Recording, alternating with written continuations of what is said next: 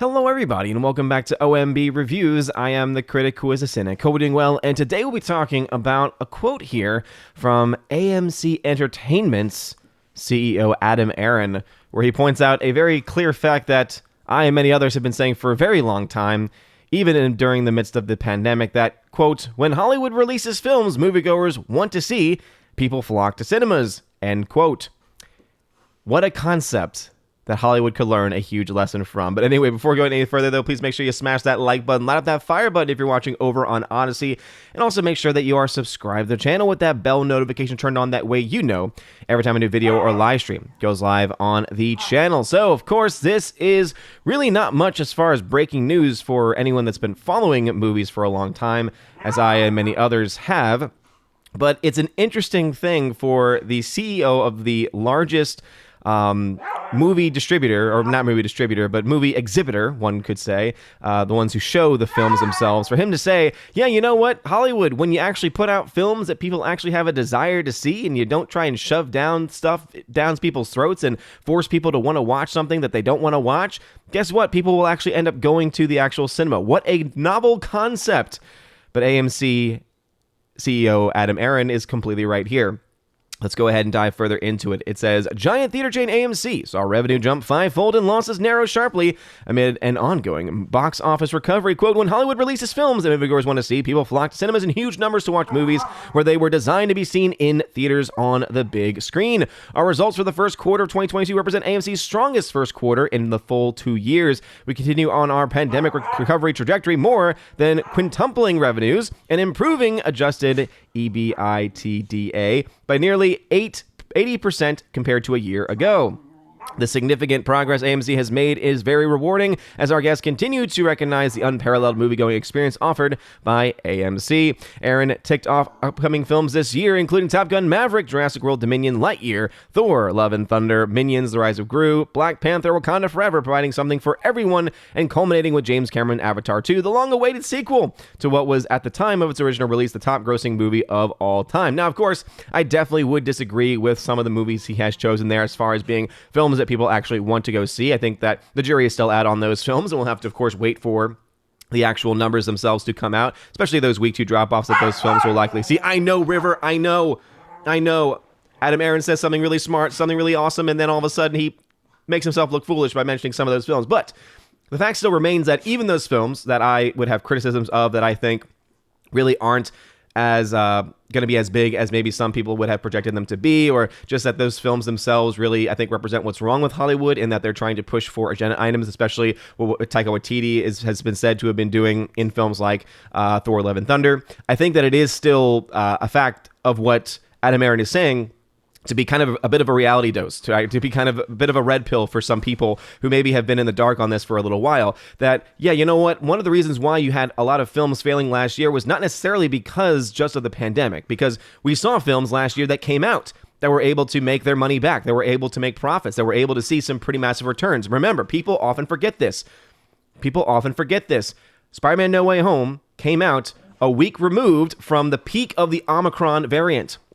Remember the Omicron variant? I like to say the Omicron scariant, because again, it was all about fear-mongering, fear for 2 years.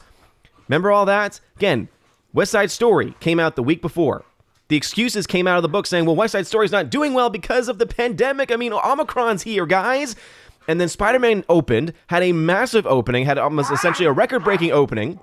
And then all of a sudden, you had this disappearing of saying, oh, well, it's just doing well because, Spider-Man's different and all this other things. And they made every excuse in the book to try to explain why that film was doing well, instead of just the one very clear fact that, oh, yeah, because it was a movie that people actually wanted to go see, because it was a film that was actually providing people with the entertainment that they had been longing for, that had not been given to them in previous Marvel releases from that year. If you want to look back to films like Black Widow, which were garbage, if you want to look back to other films that they released that year, which were also garbage, there's a reason why Disney had massive losses for that year. And it wasn't just because, there was a pandemic going on. Again, I can look at other studios that either saw significantly less losses because they spent less money on their films and made more money on their returns. And I can also look at several films that actually were able to make some pretty neat profits as well. Again, if you want me to look up those numbers for you, I can absolutely do so. You can do it yourself just by going over to my website, ombreviews.com, where I am able to actually break these films down for you in a more clear way. Again, just go over some of the films that came out over the past year. Again, Venom 2 is a great example of a film that was able to make its money back. You have other films that were able to come out as well to make their money. So again, if you look at just the positives and negatives from pretty much this point on during the pandemic, yes, you had a lot of films lose money, but you also had some films that were able to make their money back either because they were able to spend their money wisely and get a return on their investment, or you were able to have films that just were able to do very well. Fast 9, the Fast Saga. Again, that film came out during the summer of the pandemic era, during kind of like, again, when a lot of things were still shut down, etc. That one made $129.9 million in net gain profits, over $700 million worldwide. The final number might have actually been higher than this because I ended up stopped tracking during that time for a little bit because, again, it was just hard to keep up with everything going on. You have $75 million in net gain profit being made by A Quiet Place Part 2. Made $80 million in its opening weekend, $138.6 million worldwide by the end of its second weekend. So you had films that were able to make their money. Notice how Cruella from Disney made half of what A Quiet Place Part 2 did, and they came out just around the same time. So once again, what Adam Aron says, I think, has a lot of truth to it. Has a red pill moment, I think, for some people. That, again, when Hollywood puts out films that people are actually asking for, that people actually want to see, people will go out to see it. Despite my own thoughts about Doctor Strange 2, and the flaws that Doctor Strange 2 has, especially with the just messy story that it's offering, there's no denial that people, generally speaking, like the first Doctor Strange film, were interested in seeing a follow-up to that, and also we're very much fans of Spider-Man No Way Home, in which we look at Doctor Strange as pretty much a sequel in a lot of ways. Even though Spider-Man's not in it, it is meant to be a follow-up to the events of Spider-Man No Way Home, right? As a way of trying to bridge those two films together.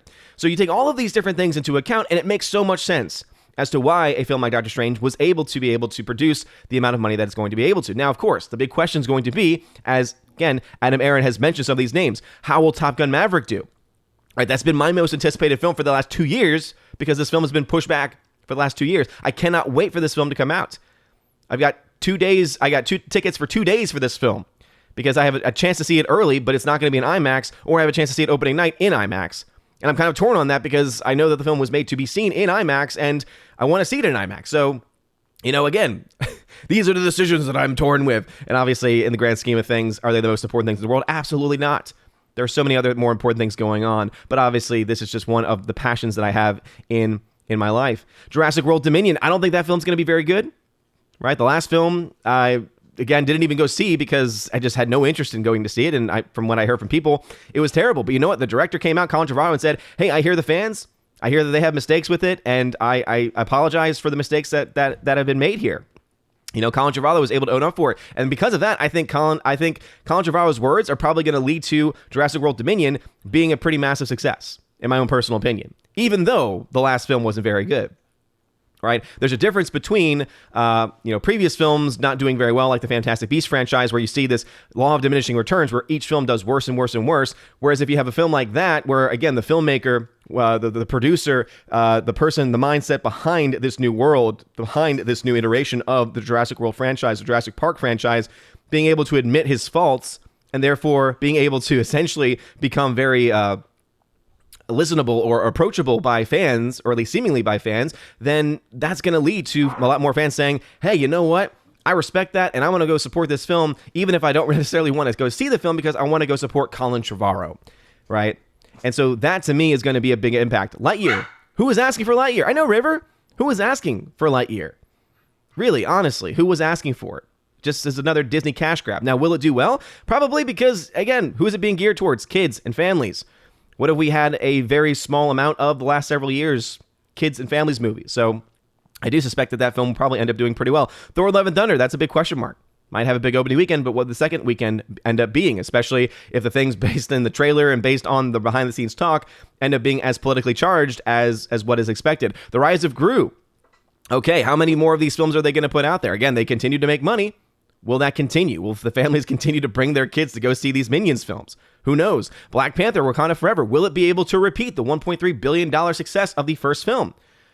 I think a lot of it's going to depend on how do they treat the death of Chadwick Boseman. Do they try and replace his character? What are the other things going on behind the scenes with that film?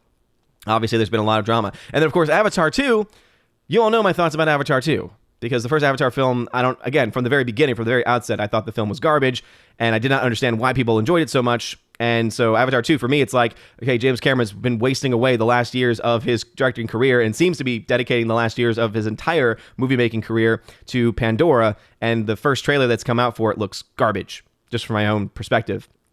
So, again, will it make money? Yes. Will it make as much money as the first film? I highly doubt it. But anyway, those are my thoughts about this entire situation. What are y'all's thoughts? I think Adam Aaron is completely spot on here, right? That it is about what people want to actually go see, right? When you release films that actually have and capture the interest of people, people will end up going to see those films. You look at films like Doctor Strange, making around $450 million in its opening weekend. You feel like big films like The Bad Guys, right, was able to appeal to enough people for where that film is about to break even. Sonic 2, right? The reason why the first Sonic film was as successful as it was because, guess what? The director made a mistake similar to what we saw with Colin Trevorrow with Jurassic World. Jeff Fowler recognized that the first film he made, again, the first trailers that came out with the design of the character was terrible. The fans backlashed and said, this is ridiculous. Guess what? Dislike button had a huge impact on that decision. Thank you, YouTube. And what happened? He changed it. Fans were like, oh, you actually listened to us. We're going to go support your film. And people want to go out to see the film in droves. And again, that was at the very beginning of the pandemic era. And now what is this film doing? It's doing better than the original film did. So people, again, are willing to shell out money if there are films that are worth seeing. Versus films like Fantastic Beast, where, again, you see the domestic is already at the point where it's like, okay, we're tired of these films. You might have a high international number, but obviously the international number is probably going to be, a little bit behind on this one, and is probably not going to be enough to save this film, which needs to make around $500 million worldwide to break even, which does not seem likely at this point. You then also have these small little films like Everything Everywhere All at Once, which even though they are not the big box office successes that you might find in a Doctor Strange, or you might find in a Spider-Man film, or you might find in some of these other films that come out, you have a film that still is able to make a lot more than what people may have expected, able to actually excite a lot of people. Again, to excite them to the level where people can be buying this film day one when it comes out on 4K, when it comes out on Blu-ray. I'm hoping that there's actually a really cool 4K steelbook, because I would buy that day one. Again, make films that people want to actually go see, and people will actually go see. If you build it, they will come, as one movie that I've actually never seen says. And now that I've triggered some people who watch these videos, what are y'all's own thoughts about this? Let me know in the comment section down below. Also, there will be no live stream tonight. I've got responsibilities with my work, so no live stream this evening, and I'll put a post out as well, just to remind everybody about that. Anyway, you guys are all amazing and beautiful people. Hope you all have a wonderful rest of your day, and as always, God bless.